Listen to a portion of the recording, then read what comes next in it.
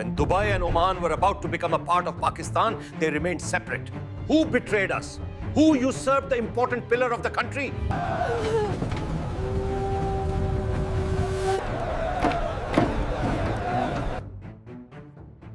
जब दुबई और ओमान पाकिस्तान का हिस्सा बनते बनते रह गए, किसने गद्दारी की? मुल्क का अहम सुतून कौन हड़प गया? ये कोई मजाक नहीं, एक हकीकत है। तारीख के औराक में कुछ ऐसे राज दफन हैं जो अगर सामने आ जाएं तो हमारी आज की समझ बूझ को हिलाकर रख दें। ये किस्सा है 1956 की सर्दियों का। खलीज फारिस की हवाओं में नमी थी और फिजा में एक अजीब सी खामोशी। जब मशहूर ज़माना जरीदे द टाइम्स के सीनियर नुमाइंदे डेविड होल्डन बहरीन के जजीरे पर उतरे तो वो वहाँ अरब बद्दुओं और ऊँटों के काफले देखने की तवक्को कर रहे थे। लेकिन होल्डन को वहाँ जो नज़र आया उसने उन्हें वर्ताए हैरत में डाल दिया। ये अरब सरजमीन कम और बरतानवी राज का कोई हिंदुस्तानी ज़िला ज़्यादा मालूम हो रहा था। इमारतों पर मलका विक्टोरिया की तस्वीरें आविज़ा थीं। दफातर में वही कागजी कार्रवाई हो रही थी जो बम्बई या कलकत्ता में होती थी। धोबी घाट पर कपड़े धोए जा रहे थे और शाम को बरतानवी अफसरान के क्लबों में अरबी कहवे के बजाय इंडियन सालन की खुशबू महक रही थी।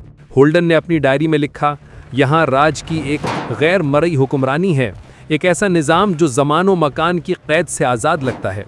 वो दुबई गए, अबू धाबी गए, ओमान गए, हर जगह उन्हें ब्रिटिश इंडिया के आसार मिले। ये आसार सिर्फ इमारतों तक महदूद नहीं थे, बल्कि लोगों के जहनों में भी रचे बसे थे। ओमान के सुल्तान अरबी से ज़्यादा रवानी से उर्दू बोलते थे क्योंकि उनकी परवरिश राजस्थान में हुई थी। यमन के साहिली शहरों में सिपाही निज़ाम हैदराबाद की पुरानी वर्दियां पहनकर मार्च कर रहे थे। अदन के गवर्नर ने कहा था कि यहाँ आकर लगता है जैसे घड़ियाँ 70 साल पीछे रुक गई हैं। लेकिन ये महज माजी की याद नहीं थी, ये एक ऐसी हकीकत थी जिसे बहुत होशियारी से छिपाया गया। 20वीं सदी के आगाज़ तक जज़ीरानुमा अरब का 1/3 हिस्सा, जी हाँ 1/3 हिस्सा, कानूनी और इंतज़ामी तौर पर ब्रिटिश इंडियन एम्पायर का हिस्सा माना जाता था। अदन से कुवैत तक का पूरा साहिली हिलाल दिल्ली से कंट्रोल होता था। हिंदुस्तानी पासपोर्ट यहाँ का कानूनी दस्तावेज था और इंडियन रुपया यहाँ की सरकारी करेंसी। बरतानवी अवाम और यहाँ तक कि हिंदुस्तान के आम लोग भी इस हकीकत से बेखबर थे कि उनकी सल्तनत की सरहदें कहाँ तक फैली हुई हैं। बरतानवी हुकूमत इन खलीजी रियासतों को इतने दबीस पर्दों में छिपा कर रखती थी जैसे कोई हासिद शेख अपनी पसंदीदा बीवी को छुपाता है। नक्शे इंतहाई राजदारी से बनाए जाते और सरकारी दस्तावेज़ात में अरब रियासतों को अलग दिखाया जाता ताकि उस्मानी सल्तनत या उभरते हुए सऊदी हुक्मरान नाराज़ न हो जाएं। फिर वो साल आया जिसने दुनिया का नक्शा बदल दिया, 1947। बर्र-ए-सग़ीर में आज़ादी की तहरीकें ज़ोर पकड़ चुकी थीं। कांग्रेस और मुस्लिम लीग इक़्तिदार की मुंतक़िली के लिए तैयार थीं, लेकिन पर्दे के पीछे लंदन में एक खौफनाक खेल खेला जा रहा था। बरतानिया को मालूम था कि हिंदुस्तान हाथ से निकल रहा है, लेकिन वो खलीज को किसी कीमत पर छोड़ना नहीं चाहते थे। आज़ादी से सिर्फ 4 माह कबल 1 अप्रैल 1947 को एक खामोश इंतज़ामी हुक्मनामा जारी हुआ। ये तारीख का वो सया दिन था जब खलीज फारस की रियासतों यानी कुवैत, बहरीन, कतर, UAE और ओमान का कंट्रोल हुकूमत हिंद, जो गवर्नमेंट ऑफ इंडिया थी, से छीनकर बराह रास्त लंदन यानी व्हाइट हॉल के मातहत कर दिया गया।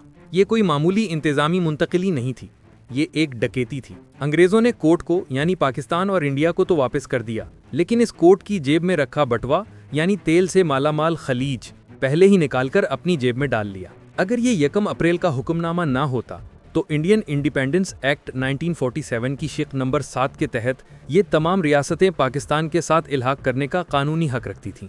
हमारी लीडरशिप उस वक्त पंजाब और बंगाल के खूनी फसादात में घिरी हुई थी। महाजरीन के सैलाब और असासों की तकसीम में उलझी क़यादत ये देख ही ना सकी कि उनके सर के ऊपर से कितना बड़ा ख़जाना गुजर गया। बरतानवी वज़ीर आज़म क्लेमेंट एटली ने अपनी ईस्ट ऑफ सुएज़ पॉलिसी के तहत खलीज को अपनी मुट्ठी में दबा लिया। ज़रा एक लम्हे के लिए आंखें बंद करें और तसव्वुर करें, अगर अंग्रेज़ ये चाल ना चलते और ये रियासतें पाकिस्तान का हिस्सा बन जाती तो आज दुनिया कैसी होती। ये महज जज्बाती बात नहीं, आइए आदाद शुमार की ज़बान में बात करते हैं। आज के पाकिस्तान की GDP $340 बिलियन है, लेकिन अगर इसमें UAE के 509 बिलियन, कुवैत के 160 बिलियन, कतर के 235 बिलियन और ओमान के 110 बिलियन डॉलर शामिल होते तो इस मुत्तहिदा रियासत की मईशत का हजम 1.4 ट्रिलियन डॉलर्स होता। ये दुनिया की टॉप 15 मईशतों में से एक होती। पाकिस्तान, इंडोनेशिया और मैक्सिको जैसे ममालिक के बराबर खड़ा होता। दुनिया के 20% तेल के ज़खायर पाकिस्तान के पास होते। पाकिस्तान महज एक जनूबी एशियाई मुल्क ना होता बल्कि एक ट्रांस रीजनल एम्पायर होता। आबनाए हरमस यानी स्ट्रेट ऑफ हॉर्मोज, जहां से दुनिया का 30% तेल गुजरता है, पाकिस्तान के कंट्रोल में होती, पाकिस्तान दुनिया की एनर्जी लाइफलाइन का चौकीदार होता। कोई भी सुपर पावर पाकिस्तान की मर्जी के बगैर यहाँ से अपना जहाज नहीं गुजार सकती थी। सोचिए, आज जिस तरह आप लाहौर से कराची ट्रेन में जाते हैं, वैसे ही पेशावर का नौजवान ट्रेन में बैठकर दुबई या दोहा नौकरी करने जाता। कोई वीज़ा, कोई कफालत का निज़ाम, कोई पासपोर्ट की जिल्लत ना होती। खलीज का सरमाया और पाकिस्तान की मेहनत मिलकर गुर्बत का नामो निशान मिटा देते। दिफाई एतबार से ये रियासत नाकाबिले तस्खीर होती। पाकिस्तान की नेवी सिर्फ साहिल तक महदूद ना होती बल्कि एक ताकतवर ब्लू वाटर नेवी होती। पाकिस्तान के एटमी हथियार सिर्फ इस्लामाबाद नहीं बल्कि कुवैत और अबू धाबी का भी दिफा करते। समंदर के कानून यानी UNCLOS के तहत पाकिस्तान की समंदरी हदूद गवादर से कुवैत तक फैली होती। अलबत्ता ये रास्ता इतना आसान भी ना होता। खलीज का वो बड़ा हिस्सा तो हाथ से निकल गया, लेकिन कुदरत ने पाकिस्तान को एक और मौका दिया। नक्शे पर एक छोटा सा मुकाम ऐसा था जो अभी तक मुतनाज़े था, जो अभी तक किसी की मुकम्मल मिल्कियत नहीं बना था। वो मुकाम था गवादर। गवादर की कहानी भी अजीब है। ये कुदरती तौर पर रियासत कलात यानी बलूचिस्तान का हिस्सा था, लेकिन 1783 में कलात के हुक्मरान मीर नूरी नसीर खान ने अपनी रवायती बलूची मेहमान नवाजी में ये इलाका ओमान के एक जलावतन शहजादे सुल्तान बिन अहमद को गुजर बसर के लिए तोहफे के तौर पर दे दिया। लेकिन जब वो शहजादा वापस जाकर ओमान का हुक्मरान बना तो उसने गवादर वापस करने के बजाय उसे अपनी सल्तनत का हिस्सा बना लिया। यूं गवादर 17 साल बाद ओमान की कॉलोनी बन गया। 1950 की दहाई में गवादर का मसला दोबारा जिंदा हुआ। ये सिर्फ जमीन का टुकड़ा नहीं था, ये गहरे समंदर का वो कीमती मोती था जिस पर सबकी नजर थी। तारीखी दस्तावेजात बताती हैं कि इंडिया के वजीर आजम पंडित नेहरू भी उसे खरीदने के लिए एड़ी चोटी का जोर लगा रहे थे। इंडिया की दलील थी कि गवादर की कानूनी हैसियत मुबहम है। अगर पाकिस्तान जरा सी भी सुस्ती दिखाता तो आज गवादर पर तिरंगा लहरा रहा होता। पाकिस्तान के 7वें वजीर आजम मलिक फिरोज खान नून ने फैसला किया कि तारीख की गलती को सुधारना होगा। मुज़ाकरात का आगाज हुआ जो 6 माह तक जारी रहे। कीमत तय हुई 3 मिलियन बरतानवी पाउंड्स। उस वक्त के रेट के मुताबिक ये तकरीबन 5.5 करोड़ रुपए बनते थे। उस वक्त का पाकिस्तान एक नौज़ायदा और गरीब मुल्क था। इतना पैसा कहाँ से आता?